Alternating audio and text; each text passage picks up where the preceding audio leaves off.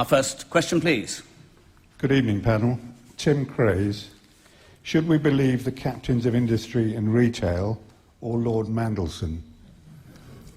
Nigel Farage. Well, look, let's just take a step back here. What is actually happening is that a proposed tax increase that the Labour government are bringing in, for the first time since David Cameron has been leader, the party are not supporting. Because previously, every time Labour did anything, the Tories said, me too. This time, for the first time, they're saying that they won't increase taxes as much as Labour will. I would suggest to you, this is not something to get very excited about.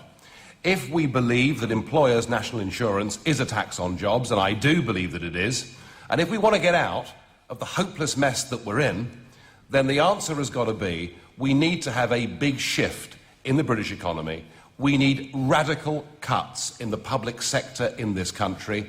We've increased the public sector by 850,000 employees since Tony Blair came to power in 1997, and the UKIP proposal would be to cut public spending by £50 billion in the first year and to reinvest that by abolishing, over the course of a 5-year government, or maybe a 4-year government, abolishing national insurance on employers totally. We've got to get growth back into Britain.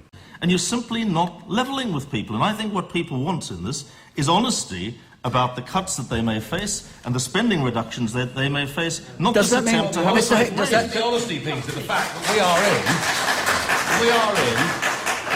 we're in a hole for £180 billion this year, and yet the general election debate is focusing around a tiny, piddling sum of £6 billion. When are the British public actually going to be told the truth, which is we need to have massive cuts, not just £6 billion, we need to cut by £50 billion. If we don't do that, interest rates will start going up, and I'll tell you the first way we can start saving money: stop sending £45 million a day to our friends in the European Union. OK. There's a good start. Dan Garnett, with the resignation today of another member of the Drug Advisory Council, does the panel think that it's time to set up a truly independent body free of government interference? Nigel Farage. Well, this mephedrone business, I've got a son at university in this county, in Exeter, who tells me this has reached crazed proportions over the course of the last few weeks. I wondered what the government was going to do. Would it try and ban it or not? It, of course, has had to go to the European Union to ask for permission to ban it, which is why this has been delayed. And at least the Irish government, Peter, unlike you, have been honest in saying this. However, that said, I would go further than the question. The questioner asked, do we need a proper independent panel? I would go further. I have a feeling that prohibition in this whole area simply isn't working. Every year we say that we're going to fight the war on drugs harder than we fought it the year before. And I think this is one of those areas of life, and whilst people may find this distasteful, I think we need a proper, full Royal Commission on this whole area of drugs to investigate whether perhaps life might be better for millions of people living on council estates that are dominated by the drugs dealers, that are dominated by the crime that surrounds the money that people raise to get these drugs. Let's find out, through a Royal Commission, whether perhaps we should decriminalise drugs, whether we should licence them, licence the users and sell them at Boots, because frankly, if you add up the cost of drugs to society, the big problem is the fact that they're criminal and everything that goes with that. And I think there is an argument that says if we decriminalised it, we'd make the lives of millions of people far better than they are today. Peter Hain. So there you have it, the great UKIP prospectus for Britain, decriminalising drugs and pull out of Europe. Well, I'm sorry, Peter, but your drugs policy is failing year on year, isn't it? The drugs problem gets worse, the cost of policing it, the cost of prisons, it gets worse every year. Well, I'd like to see any of your candidates get serious votes on a policy of just a drugs free-for-all. I didn't say that. I said have a Royal Commission and investigate it, and you know that. If you examine the percentage of crime, the amount of police time, the amount of court time, and the amount of people in prison, if you add it all up, drugs are costing this country 50 to 70 billion pounds a year, all because or because it's a criminal activity. And I would argue that when the ban on mephedrone comes in, the big winners are the drug dealers. I think that is, frankly, a nonsense. I'm astonished that a political party should be Let me go back to that. Policy's failing, isn't it? Policy's failing. More and more people are taking drugs. The cost goes up every year. We're losing the war on drugs. Let's face up to that. Just say that from the neutral position of the chair that he isn't the only. He may be one of the few political party bigwigs to be advocating this. May be the only one, but there are a number of people in the field, including police officers and former police officers, who do believe that decriminalisation in certain parts of the territory would ease rather than exacerbate the problem. Our next question, please. Alan Price, does the panel believe that voicing concerns on immigration in itself makes you a racist? Nigel Farage. I've just never heard such dishonesty in all my life. Just never heard such dishonesty in all my life.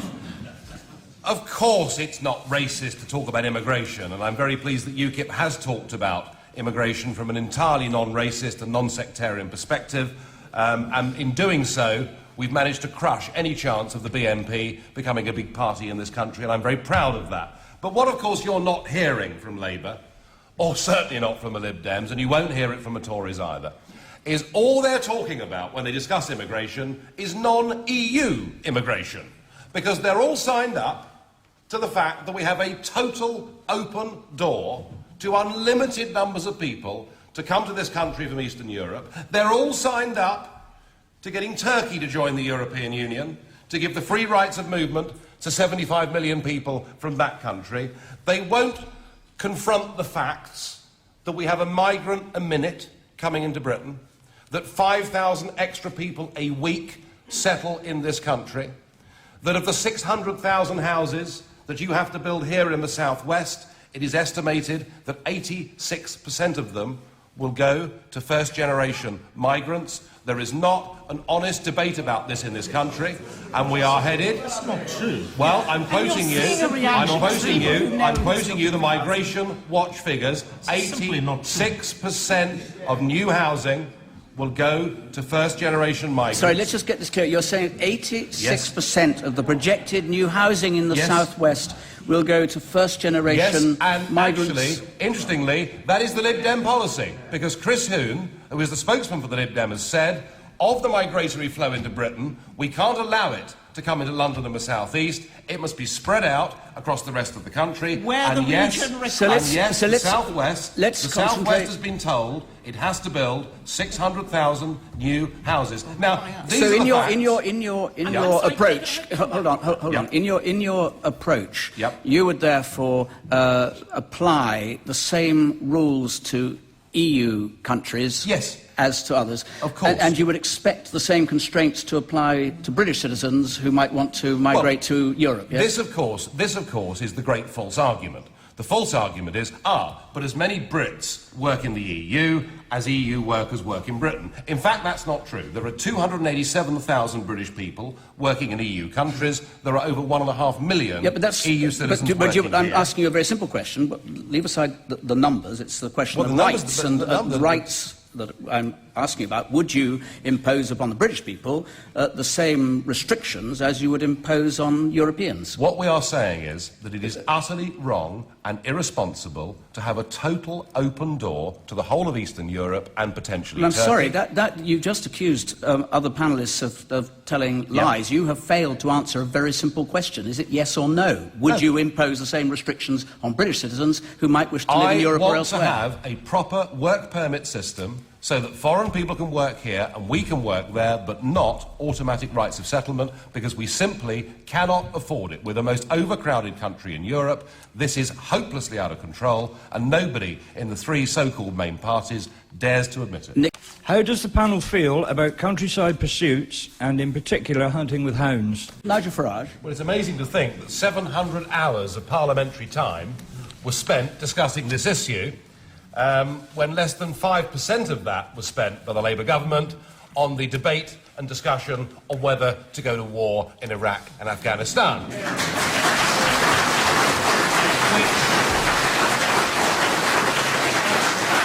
Which tells you a lot, not just about the Labour government, but about politics in general today. Look, the UKIP view as a party is that whether you want to smoke a cigarette in the back bar of a pub, whether you want to go and hunt foxes, should be a decision that you make for yourself. We don't want to live in a country where the nanny state makes all of these decisions for us, and I would fully support. I'd love to see this hunting ban and the smoking ban too, because it's all part of the same game. I'd love to see these things be repealed. I suspect, though, Nick... And drugs decriminalised. Well, I think there should be a royal commission, Peter, to discuss whether that should happen, absolutely. I want... You know, you've been control freaks in government, haven't you? Smoke as much as you like. Take as many drugs as you like. You have tried to take away choice and replace it with a nanny state, and frankly, 13 years on, you've failed in virtually everything you've done. To find out more about who we are and what we stand for, go to the UK Independence Party website at www.ukip.org.